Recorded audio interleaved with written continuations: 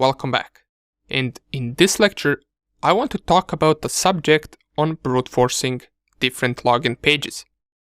So we talked about many different attacks that were based on some type of a vulnerability, either a code injection or CSRF attack or command injection.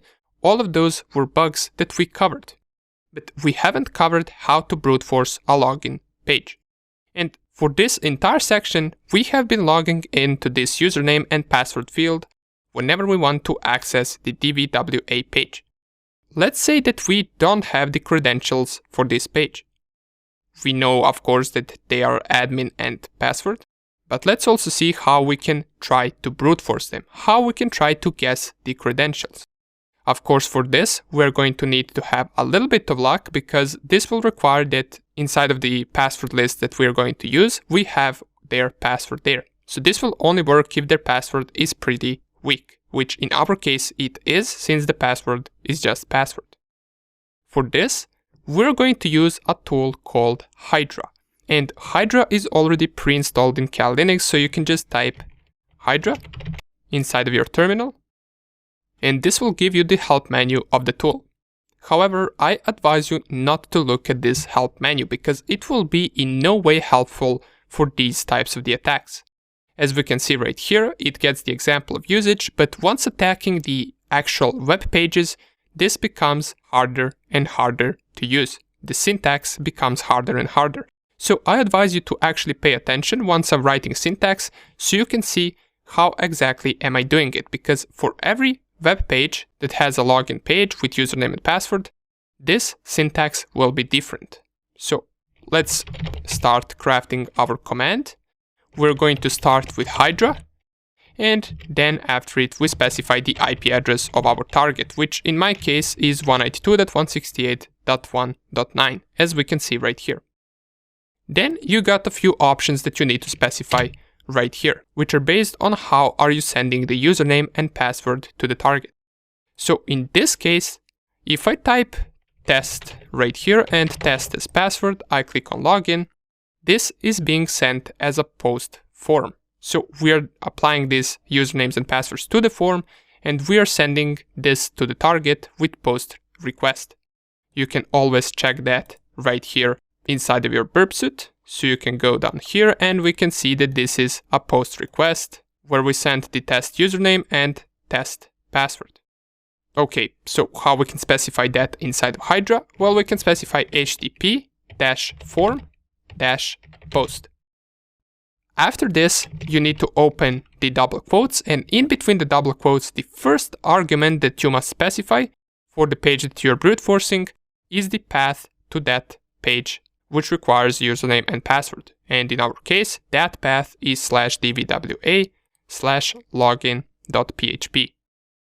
So that is the first argument specified in between the double quotes, and arguments that you specify between these double quotes are separated with 2 dots. So once we type the path, we type 2 dots for the second argument, and the second argument is the username. So for this, we must go to the page that we are brute forcing, we must right click and go to view page source, and we must find the name for the username field inside of the code.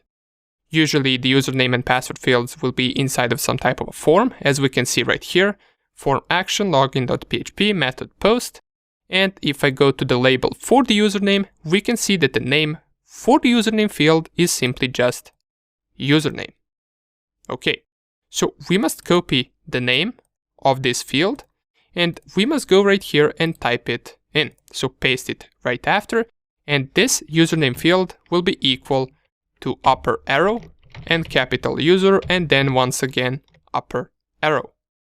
Now you might be wondering what is happening here. Well, after we specify the name of the field on our page, we equal that to this syntax right here, and this is just Hydra syntax. You use this upper arrow right here, and you type user in between that, and you close it with upper arrow. What this is telling to the program to do is it will exchange any username that we have in a list between these 2 upper arrows. So essentially, any type of username from the list that we're going to use will be stored right here. But this is not the only field that we have. We also must specify the same thing for the password field. Now, to separate the username field from the password field, we use this sign right here. So specify this sign, and then after it, we can specify the password field name, just like we did right here. So let's go and find the label for the password. Here it is. And the name for the password field is simply just password. And this is something that can change depending on which page you are brute forcing. So let's go right here and type password, which is the name of our field, and this will be equal to upper arrow and then pass, and then once again upper arrow. And this is also the same as with the username, so just any passwords that we use from our list will get stored right here instead of this capital pass. And the last thing that we must set for this second argument of our command is the button that we're using. So every time you actually try to log in, you click on this login button. And this is something that we also want to simulate inside of our Hydra command. To do that, we go viewers page source, we find the button, which is usually right after the username and password field, and in our case here it is. We take a look at the type of button and the button name.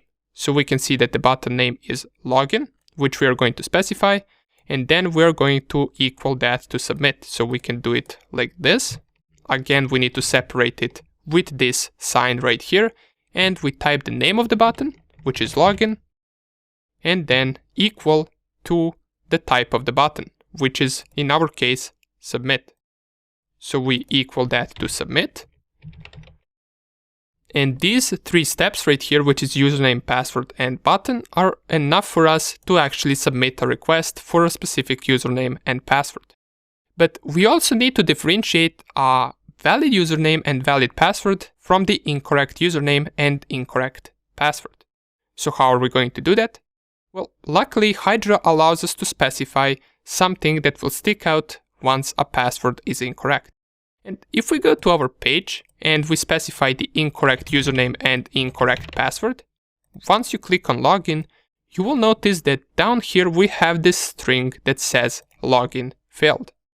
Now, just by thinking, we can figure out that this string will not exist if we manage to log in with successful credentials. So we can specify this string to our Hydra command to search for it, and every time it finds it, it will not print out that username and password as valid username and password, because they are incorrect. So we can specify it with 2 dots and then paste it right here. Login failed will be the string that we are searching for, which will indicate that the username and password is incorrect. After we specify this, we can exit out of the double quotes, and all we're left to do is to specify -l and then the list for the usernames, which we are going to call usernames.txt, and -p, which will be the list for the passwords, which we are going to call passwords.txt. Now for these lists, you can use any type of list that you want. In my case, since we don't have them, I'm just going to create them real quick for the purposes of this tutorial. I need to make sure that I'm in the same directory where I'm running this command, and then I'm going to nano usernames.txt, and I'm going to type right here root account admin, then lowercase admin, password as a username, test123, and bunch of other things we are not going to specify. We can just leave it to be this small, just so we don't waste too much time brute forcing that page.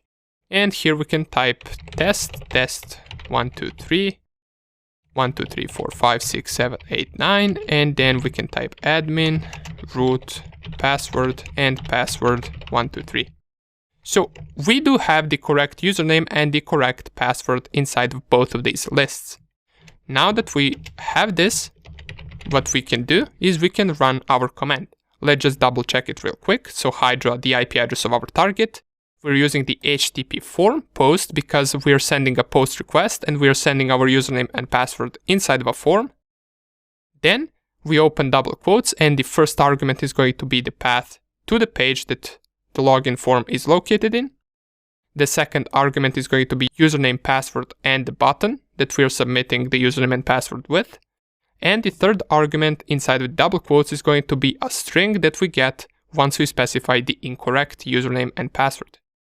After it, we just specify -l for the usernames list and -p for the passwords list. If I click enter,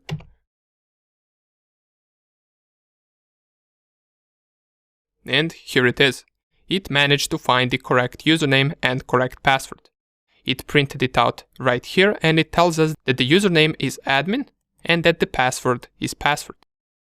So it finished relatively quick, but it only had around 49 login tries, as it says right here. So you can feel free to use a bigger password lists in order to give this even higher chances to work.